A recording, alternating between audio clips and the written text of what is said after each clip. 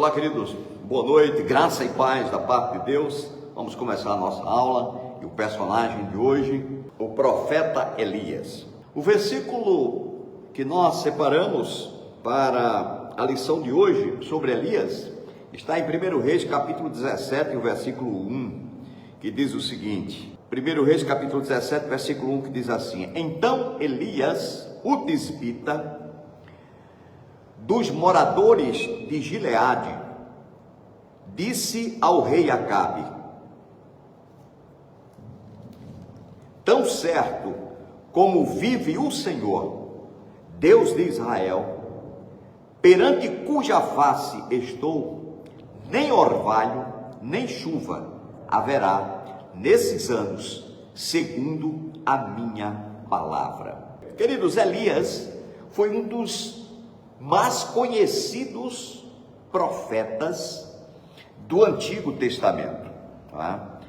É famoso pela sua ousadia de enfrentar o sistema, né, de governo corrompido na época pela apostasia nos dias do rei Acabe, né, no rei Acabe e Acasias em Israel. Aproximadamente, segundo os relatos, 875, 850 anos antes de Cristo. O relato bíblico da missão de Elias, ele abrange cerca de 15 anos. Tá? De todos os profetas, sacerdotes e sábios do Antigo Testamento, poucos tiveram uma influência tão vívida sobre a mente popular de seu tempo como o profeta Elias. Porque, veja só, nós pouco sabemos sobre a história dele antes dele comparecer diante de Acabe, no verso que eu li, é o capítulo 17 e o verso 1. Né? A Bíblia o chama de tisbita, de Tisbe, das terras de Gileade, né? Atual Transjordânia. Nada se sabe sobre sua genealogia. Elias ganhou fama em Israel como quem aparecia e desaparecia como o vento, né? Como se o Espírito de Deus o tivesse trazido e o arrebatado, né? Sem dúvidas, essa é uma das características de um profeta, saber a hora certa de aparecer. Isso não deixava a imagem do profeta ficar desgastada entre o povo. E isso também assegurava ao povo que quando o profeta estivesse nas ruas, era sinal de que de fato Deus ele iria falar com eles. Elias serviu como porta-voz de Deus na ocasião em que o rei do norte havia alcançado sua mais forte posição econômica e política desde os dias da separação do reino do sul.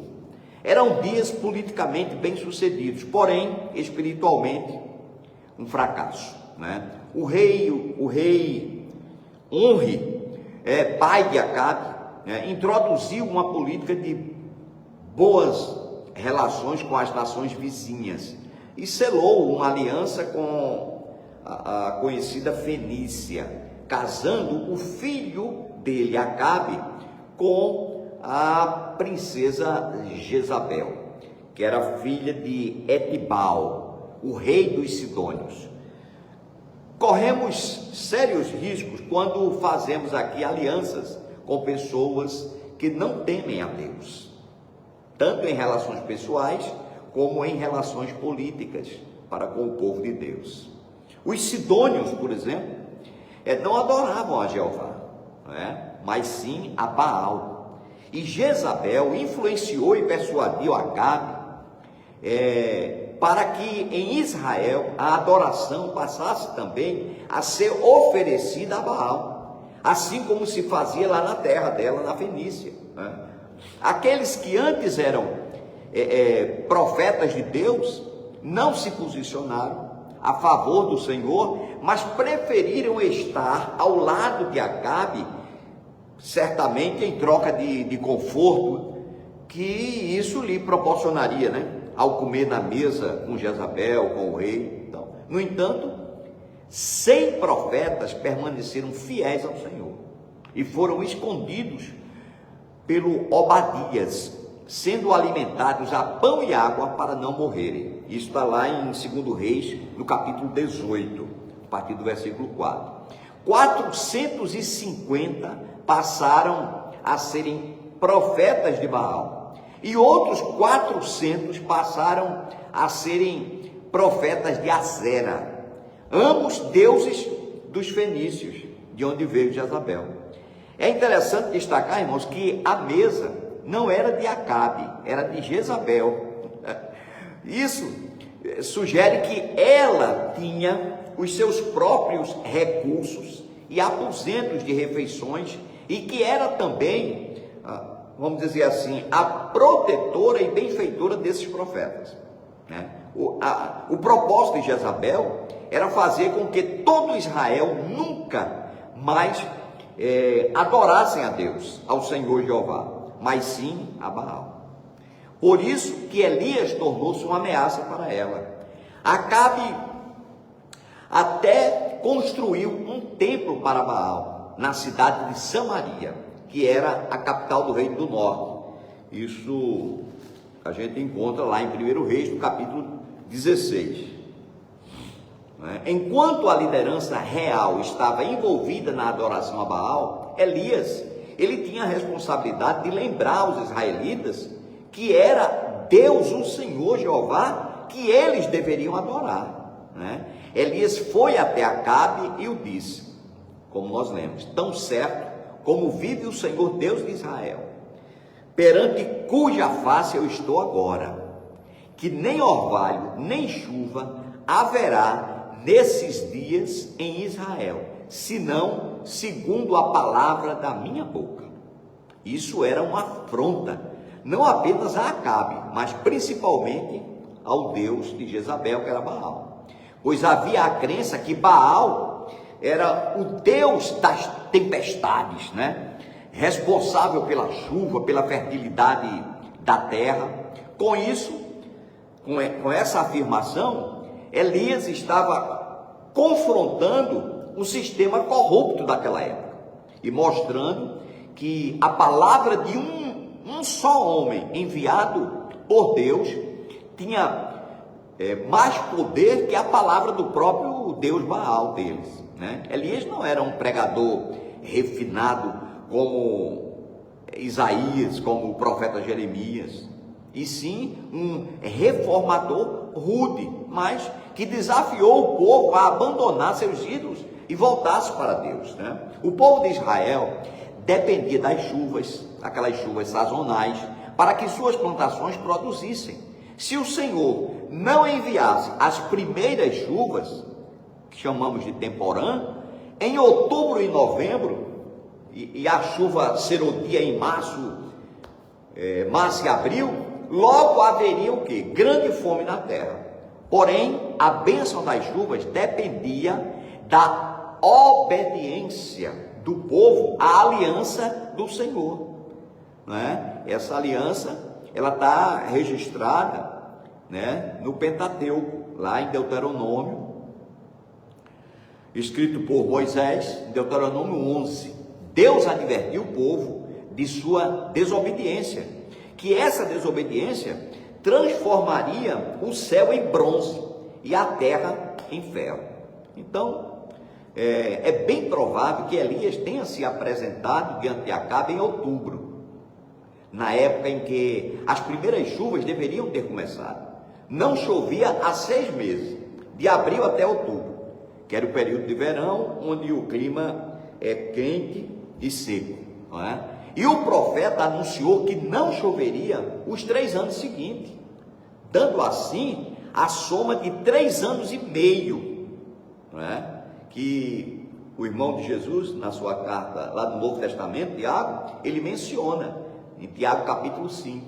Né? Essa seca era uma forma de Deus cumprir a sua palavra e ao mesmo tempo manter também a sua aliança, né? Deus é sempre fiel na sua aliança, seja para abençoar o povo por sua obediência, seja para discipliná-lo pelos seus pecados.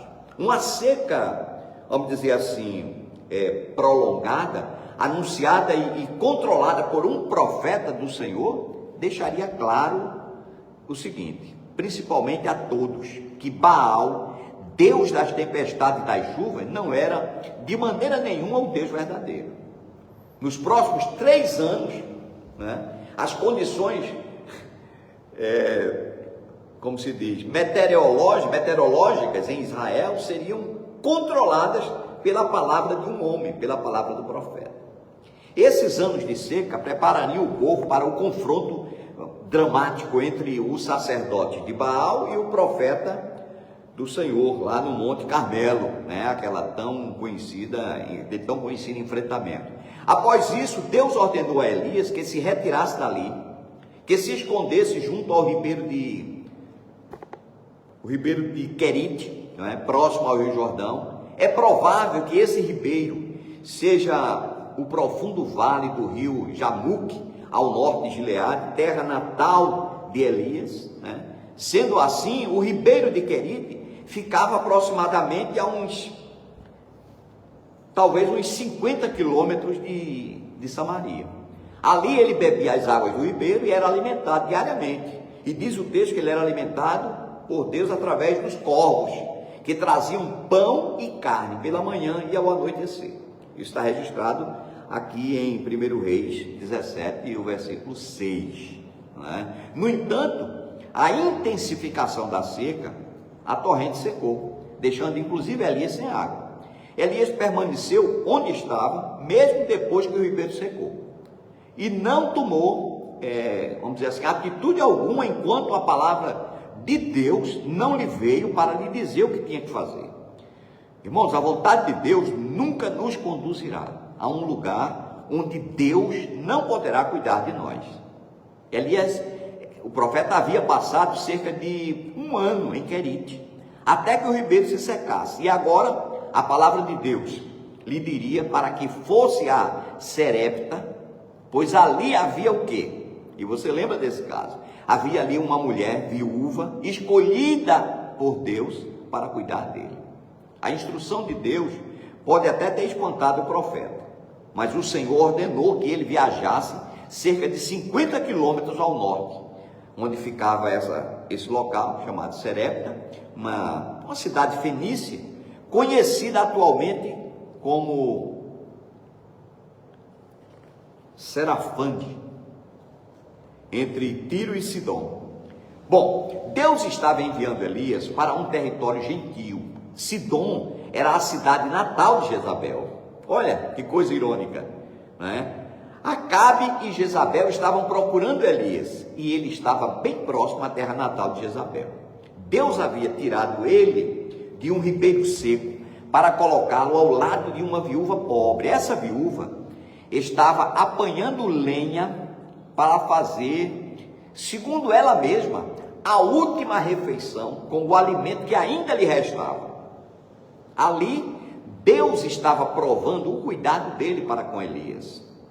Eu não sei se você conhece, mas o Atmani, grande homem de Deus, ele disse o seguinte, que dada a nossa tendência de olhar para o balde e de esquecermos a fonte, Deus com frequência muda seu meio de suprir as nossas necessidades, a fim de manter os nossos olhos fixos na fonte.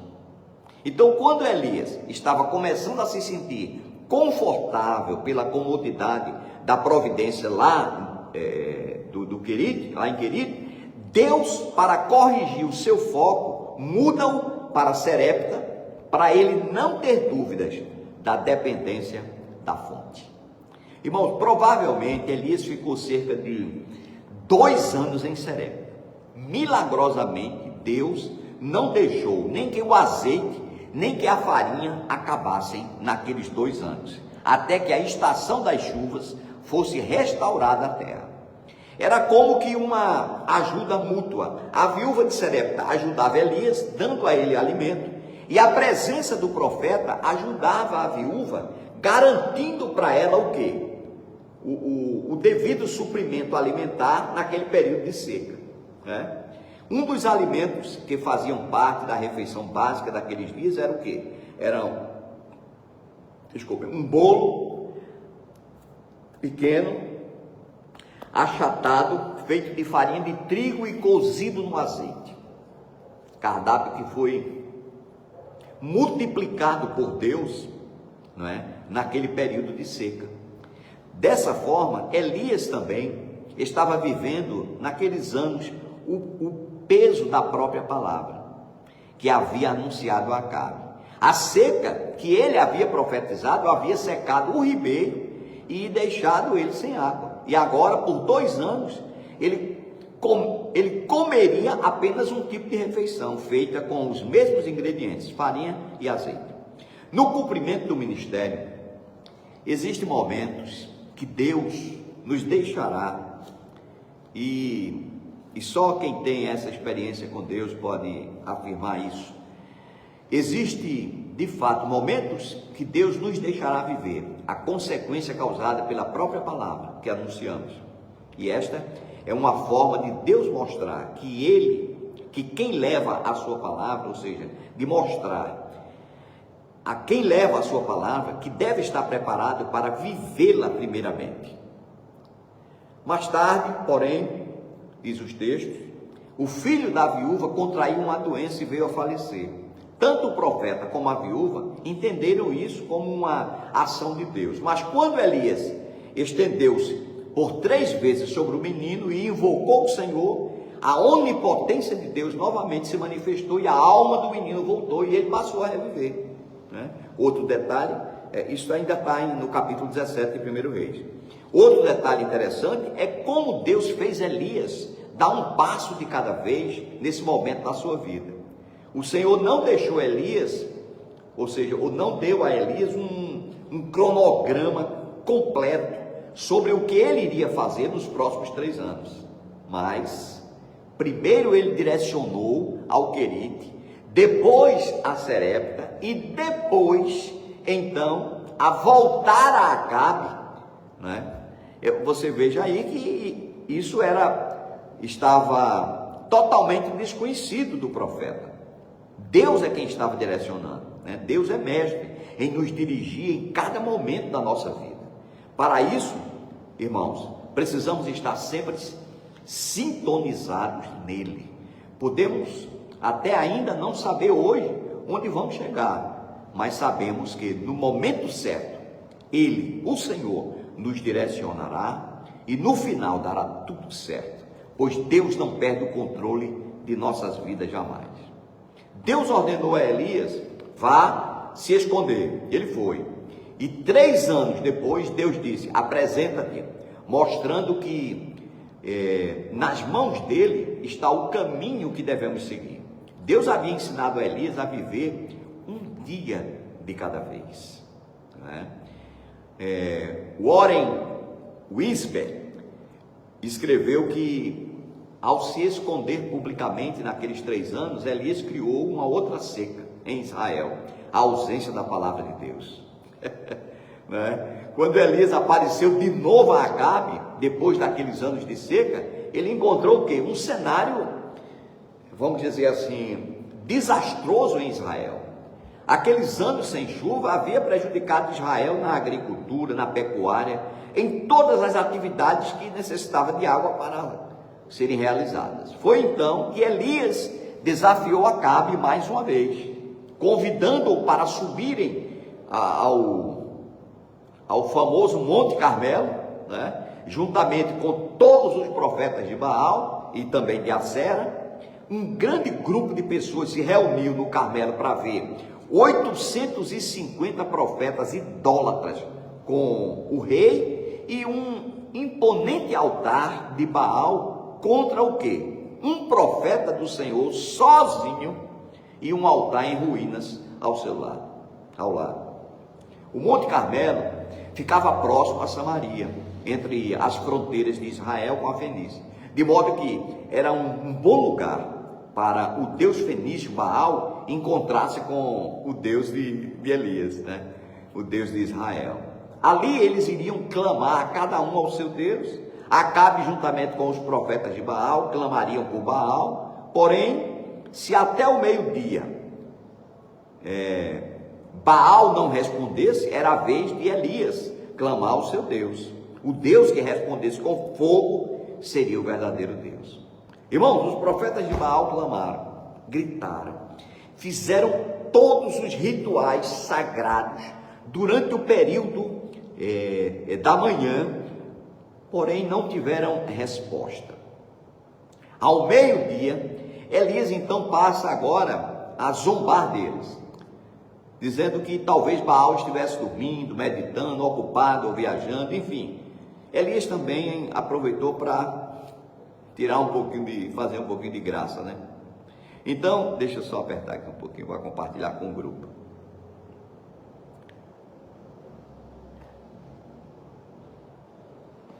Rapidinho, irmãos.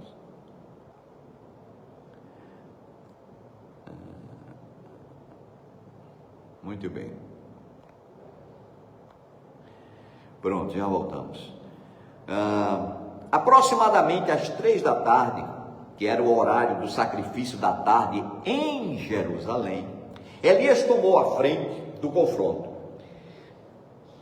Reparou o altar do Senhor, que estava em ruínas, tomou 12 pedras, jogou 12 cântaros de água sobre o altar e orou ao Senhor para que ele respondesse com fogo.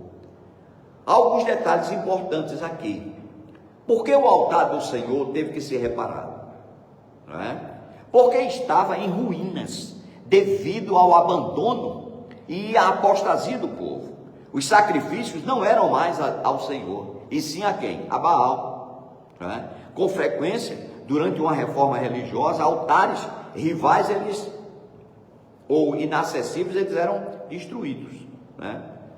E Elias foi então, diz o texto, que ele reparou, deu uma consertadazinha lá, ao altar do Senhor que estava abandonado.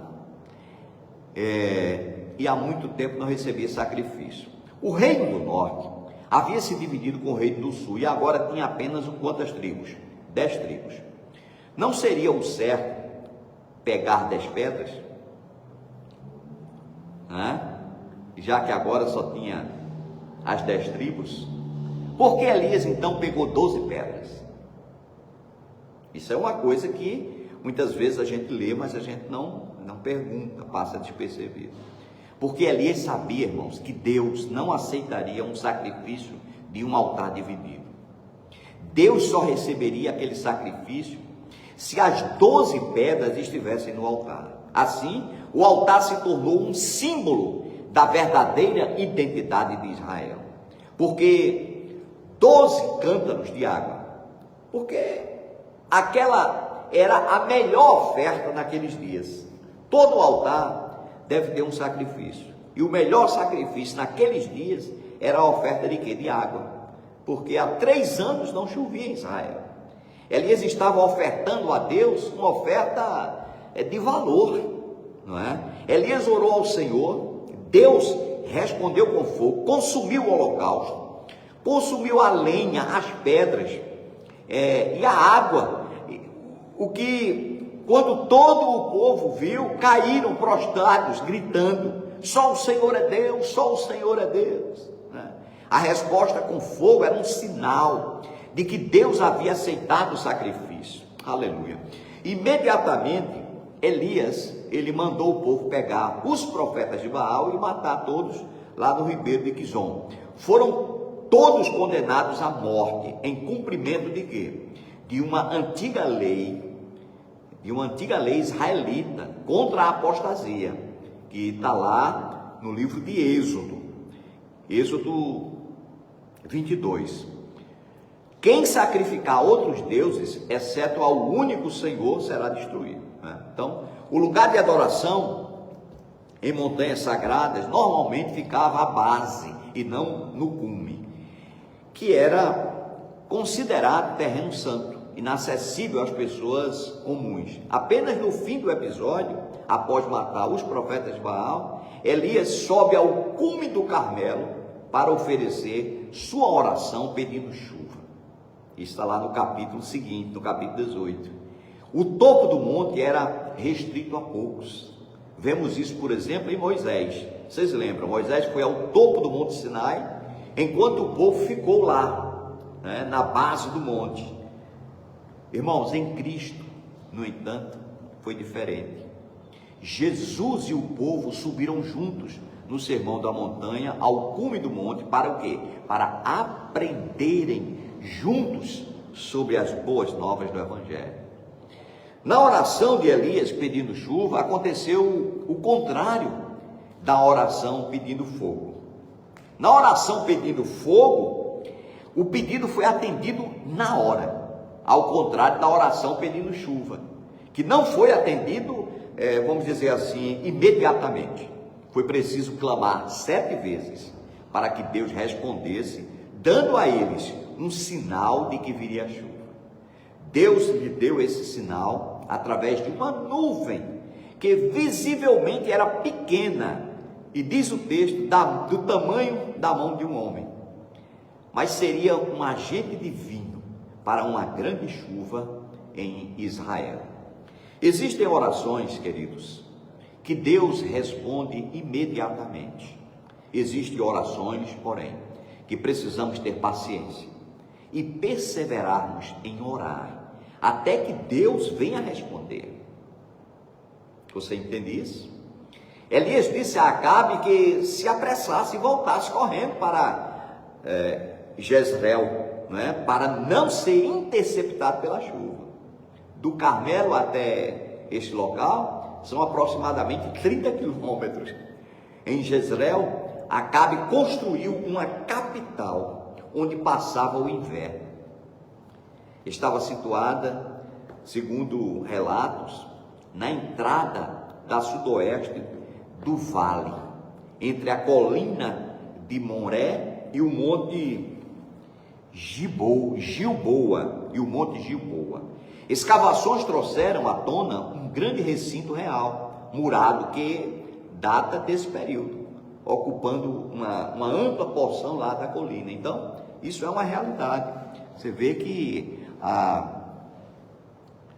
os estudos de escavações, né, geológicas, né, antropológicas, eles dão conta de asseverar as verdades bíblicas, né? No entanto, a Bíblia nos diz que Acabe foi primeiro, né, com seu carro para esse local, Jezreel, e Elias foi depois andando. Porém, a mão do Senhor veio sobre Elias, o qual cingiu seus lombos, e ele correu à frente de Acabe e chegou primeiro em Jezreel. Isso está no capítulo 17 e o versículo 46. No versículo 46 você vai ler exatamente isso, né? Que o Elias, sem carruagem e a pé, chegou primeiro do que o rei Acabe. Isso é fantástico, irmãos, enriquecedor.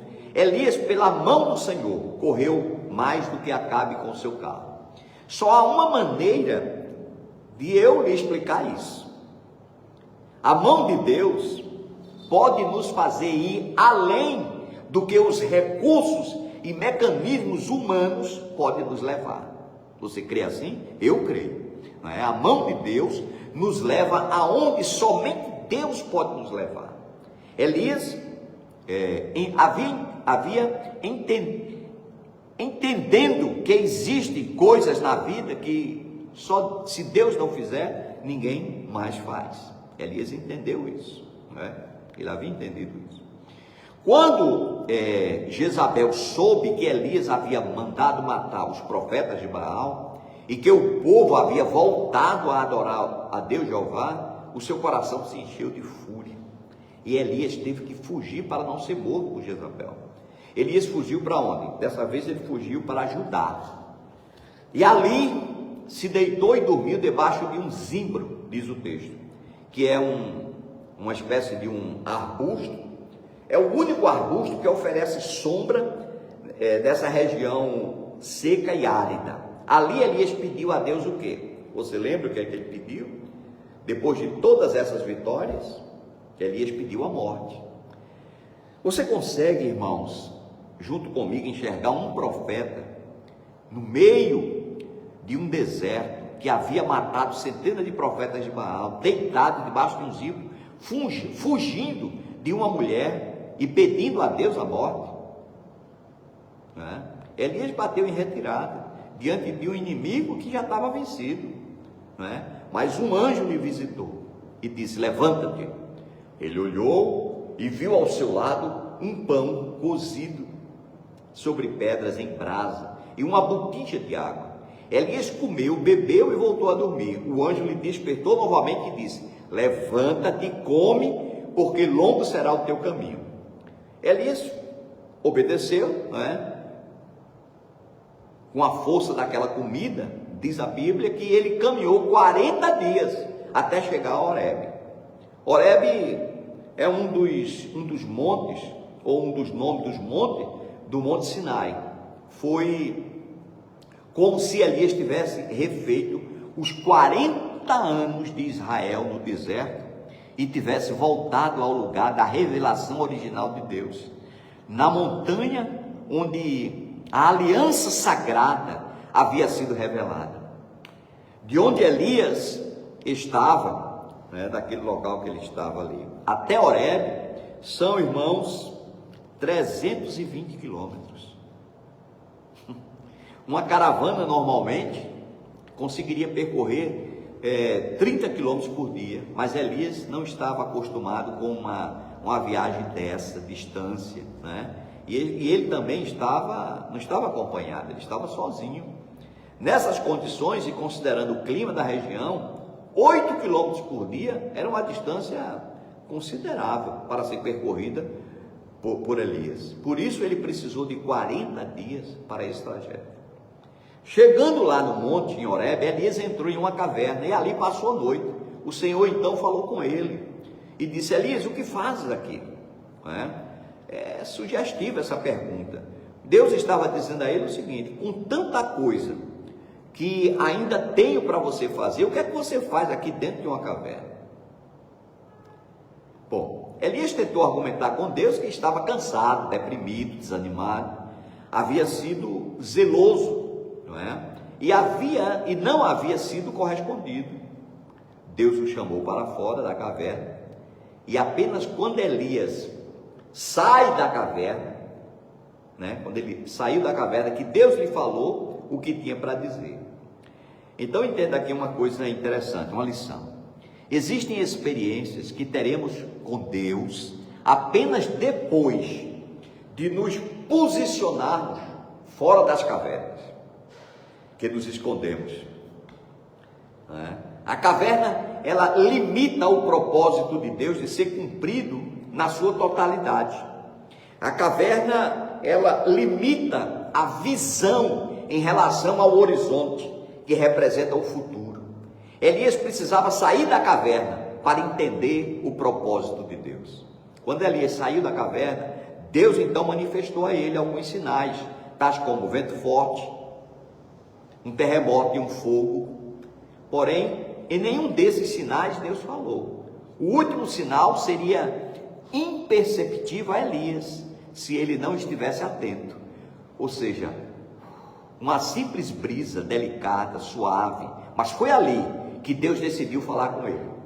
Então, o uso dessas 4 figuras aqui por Deus, vento, terremoto, fogo e brisa, era uma proposta de Deus para Elias, a respeito da próxima etapa do seu ministério.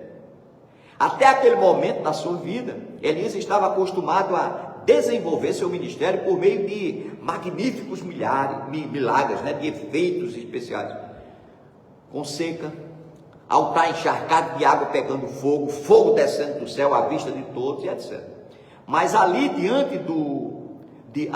dali em diante, vamos dizer assim, o ministério de Elias enfatizaria mais a palavra e o relacionamento com as pessoas do que propriamente a ação aterrorizante de um profeta. Deus lhe orientou a ungir Azael como rei sobre a Síria e a Jeú como rei em Israel, e Eliseu como profeta em seu lugar. Agora, essas foram as ordens de Deus. Aqui dá-nos a sensação de que Elias viveria agora um pouco mais o ministério da brisa, né? Além disso, o seu trabalho não seria mais solitário, mas ele criaria a escola dos profetas e continuaria seu ministério na companhia de quem? Do seu companheiro Eliseu, né? A quem Deus mandou ungir como profeta em seu lugar. Passaram-se 6 anos e acerca desses 6 anos nada sabemos. Então Elias foi novamente enviado de volta a Acabe, 6 anos depois, a fim de pronunciar contra ele o juízo divino. Jezabel havia acabado de tramar a morte de um inocente, que era chamado de Nabote, você lembra da história, a fim de tomar a vinha dele. Elias encontrou Acabe no caminho e proferiu contra ele uma terrível maldição. Isso está lá em 1 Reis 21, né? Era cerca de mais ou menos 870 anos antes de Cristo. Acabe, ao ouvir esse juízo pronunciado contra ele, aparentemente, diz o texto, nos faz entender que ele aparentemente se arrependeu, e isso ainda o deu mais algum tempo de oportunidade, porém já era tarde demais. Por quê? Porque o seu fim já estava próximo. Israel e Judá se alinharam em uma batalha contra a Síria.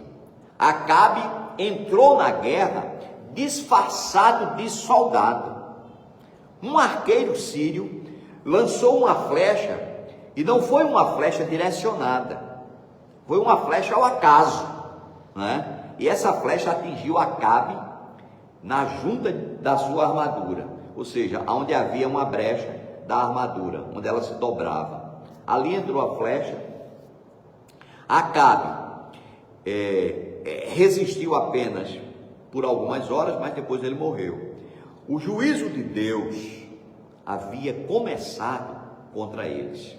Agora Acabe estava morto, o seu filho Acasias reinava em seu lugar, era um novo rei, porém com o mesmo coração perverso que o pai dele tinha também, né? Em certa ocasião, por exemplo, Acasias, ele sofreu uma queda, e diz o texto que ele ficou aleijado, e enviou seus servos a Baal, aqui o texto diz que é Baal Zabude, que significa Baal das moscas, o deus de Ecrom, para saber se ele ficaria recuperado. Elias, então, direcionado por Deus, interceptou os servos de Acasias e ordenou que eles voltassem a Acasias, levando a repreensão por ele ter ignorado o Deus de Israel, dizendo que ele rapidamente iria morrer. Após algumas tentativas fracassadas de prender o profeta, né, que o Elias, ele acompanhou o terceiro, diz o texto que ele acompanhou o terceiro capitão que se comportou humildemente e foi até o rei. Elias disse a Acasias que ele não se recuperaria e morreria. Acasias não se recuperou, morreu, como havia predito o profeta do Senhor. Ou seja, cumpre-se aqui mais uma vez a palavra do profeta Elias, quando ele profetizou, deu essa profecia partindo de Deus, né? Algum tempo depois, ao aproximar-se o final do ministério de Elias, Eliseu e alguns profetas que estavam junto com eles perceberam que, vamos dizer assim, o seu mestre, né, o Elias, né, já estava prestes a deixá-lo. Mas Eliseu prometeu que permaneceria com Elias e seguiu com ele o seu caminho. Eliseu já estava aproximadamente, irmãos, contando aqui, já estava aproximadamente uns 10 anos vivendo ao lado de Elias, aprendendo com ele sobre como era cumprir um ministério com seriedade, com responsabilidade, com idoneidade, né, com verdade, né? Nesse tempo aqui, Elias fez a Eliseu a mesma proposta que fez ao seu primeiro moço, que está lá em 1 Reis 19. O primeiro moço de Elias aceitou ficar em Berseba quando ele assim propôs, e nunca mais ele o viu. 16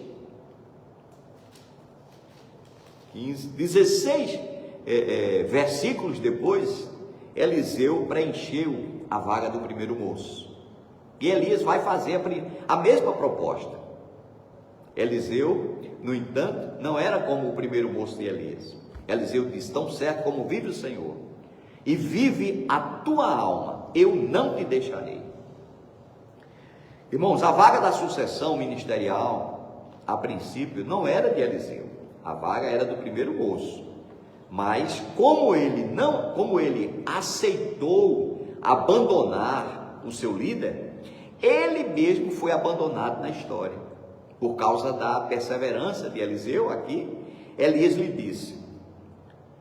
E essa foi uma palavra poderosa para Eliseu. Essa palavra de Elias, ele disse o seguinte: pede-me o que queres, antes que eu seja tomado de ti. Então, Eliseu pediu porção dobrada do espírito de Elias. Irmãos, isso nos ensina que existem dimensões na vida que só iremos alcançar se nós estivermos decididos a não desistir por nada. A perseverança, ela nos levará a lugares que nem todos vão poder chegar.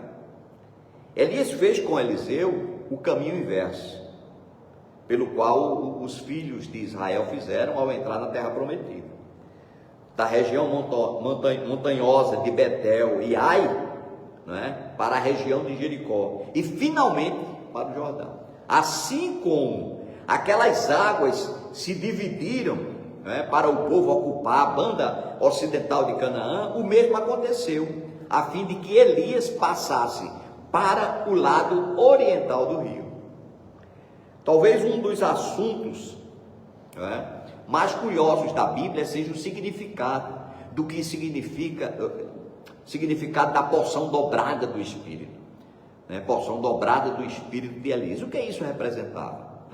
Em primeiro lugar, a gente precisa entender aqui o seguinte, que essa porção dobrada não era o Espírito Santo, mas sim o Espírito de Elias.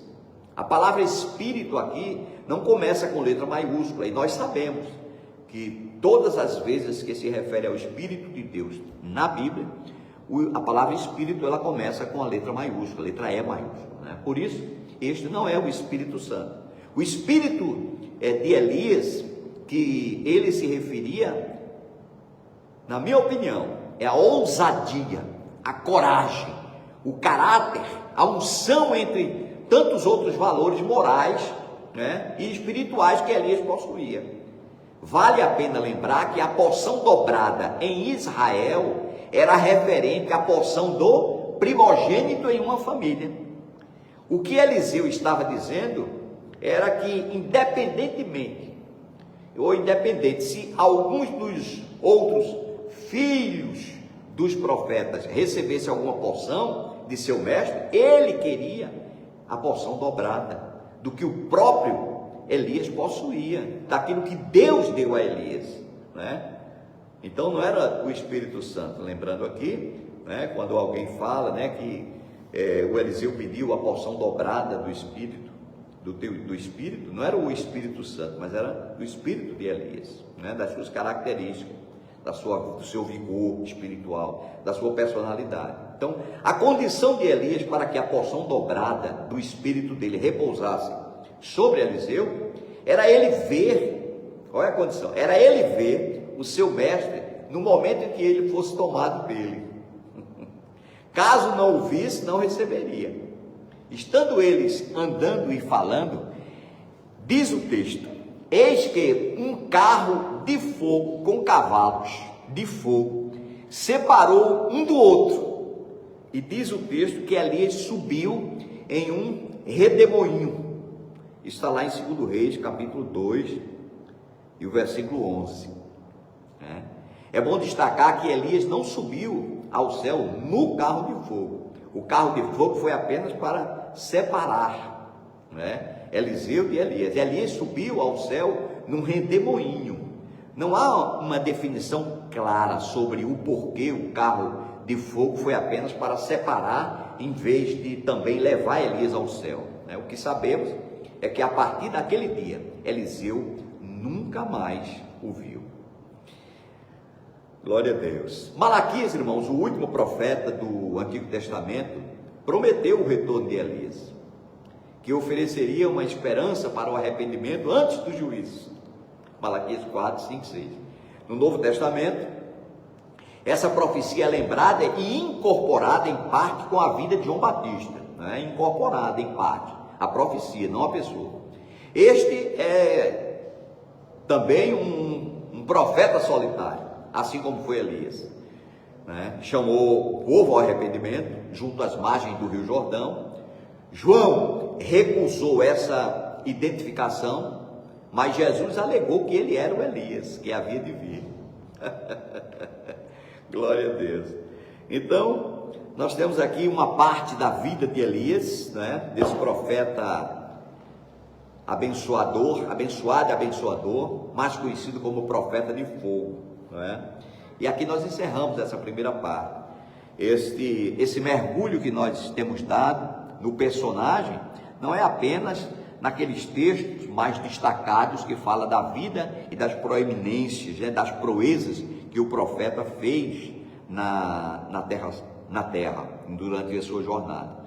Mas nós entramos em entrementes algumas coisas da vida dele, particularidades que nós vimos aqui, não é? Sempre com uma aplicação para a nossa vida, um entendimento. Então eu espero que você tenha gostado, que Deus abençoe sua vida, né? E Ele faça prosperar cada dia mais, não só em graça, mas em conhecimento, em fé, mas espiritualmente.